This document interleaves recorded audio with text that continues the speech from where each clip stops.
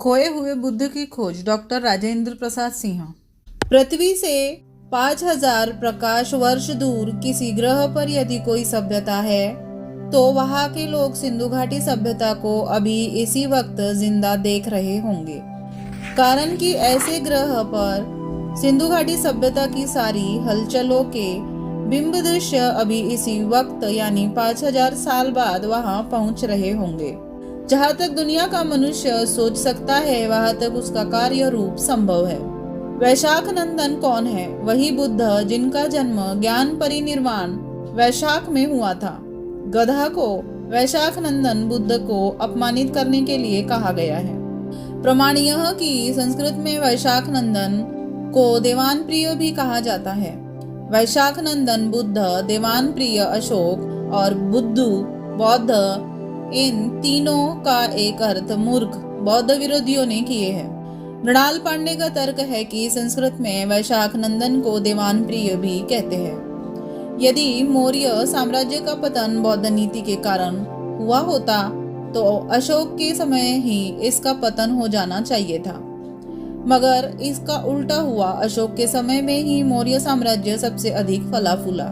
इसका मतलब यह हुआ कि अशोक की बौद्ध नीति से मौर्य साम्राज्य का पतन नहीं हुआ। अशोक के उत्तराधिकारियों में से कई ने बौद्ध नीति का परित्याग किया, इसलिए मौर्य साम्राज्य कमजोर हुआ।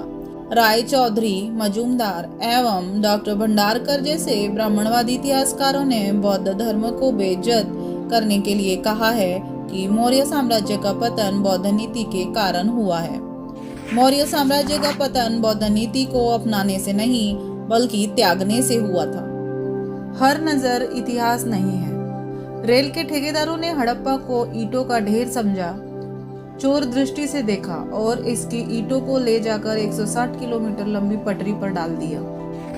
यह इतिहास दृष्टि नहीं है बल्कि फायदे की दृष्टि है। अभिलेखों को पढ़ने में, खुदाई की चीजों को छेड़ने में, अन्य कई मामलों में फायदे की यह दृष्टि जारी है। इतिहास की वास्तविक खोज तब से शुरू होती है जब से उसका तटस्थ मूल्यांकन आरंभ होता है। पहली तस्वीर सांची स्तूप के तोरण द्वार की है जिसमें धर्मचक्र के ऊपर त्रिरत्न है। दूसरी तस्वीर सिंधु घाटी की एक ध्यानस्थ मूर्ति की है जिसके सिर पर इतिहासकारों ने त्रिशूल जैसा बताया है। सम्राट अशोक ने स्पेशल प्रज्ञापन जारी कर मोर और हिरण की हत्या पर रोक लगा दी थी। मोर की हत्या पर रोक लगाकर उसने कुलधर्म मौर्य वंश का मोर का पालन किया और हिरण की हत्या पर रोक लगाकर उसने राजधर्म धर्मचक्र का हिरण का पालन किया। प्रियदर्शन राम ने आखेट के लिए हिरण को मारा और प्रियदर्शी अशोक ने हिरण के आखेट पर रोक लगाई।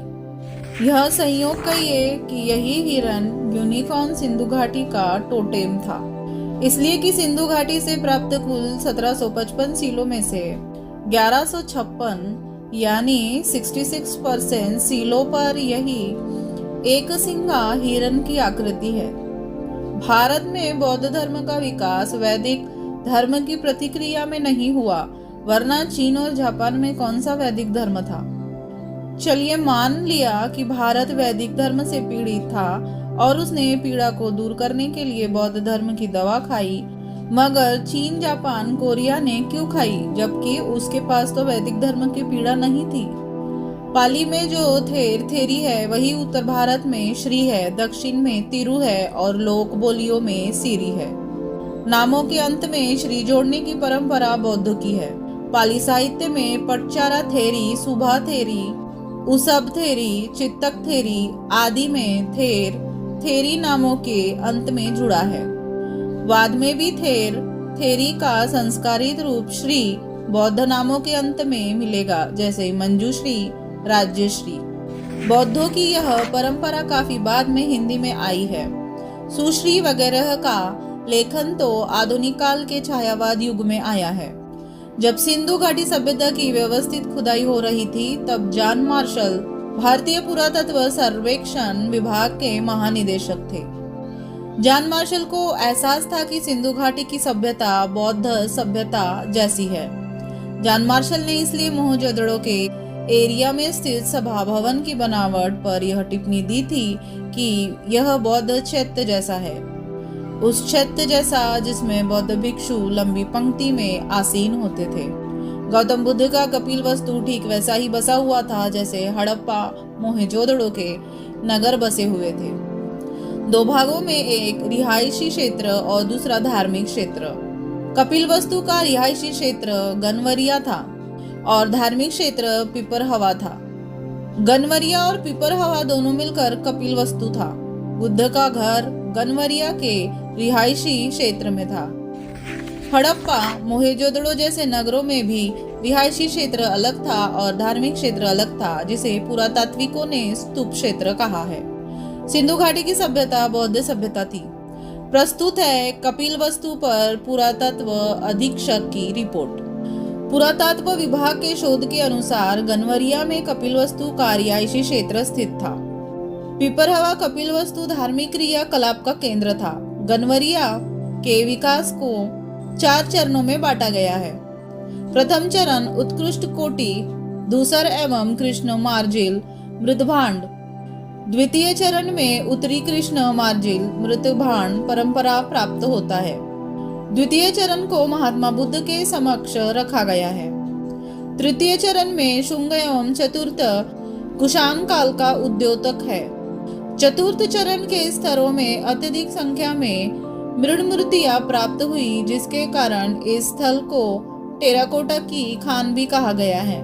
पुरातत्व विभाग के मुताबिक गनवरिया में पक्की ईंटों के आवास द्वितीय चरण में मिलने आरंभ हो जाते हैं। इस स्थान के सघन विस्तार का विवरण तृतीय व चतुर्थ चरण में होना पाया है।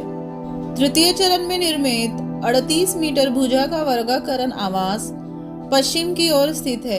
इसके मध्य में 18.70 मीटर भुजा का वर्गाकार आंगन विशेष उल्लेखनीय है। आंगन के पूर्व उत्तर कोण पर एक कुआं भी प्राप्त हुआ है। बृहद आवास के प्रारंभ में 25 कमरे थे। इसका अभिप्राय कपिल वस्तु के राजप्रसाद से किया गया है। इसके अतिरिक्त अन्य भवन, संघाराम, मनोती स्तूप आदि के अवशेष भी उत्खनन में पाए गए हैं। कपिल वस्तु राज्य का प्रमुख अंग गनवरिया रहा है। यह बातें शोध में साबित भी हुई। पश्चिम दिशा में दीवार बनाने के लिए स्थानीय ग्रामीणों से बात हो रही है। जल्द ही दीवार का निर्माण पूर्ण कर दिया जाएगा। बजट का हिसाब विभाग के लेखा कार्यकाल में है।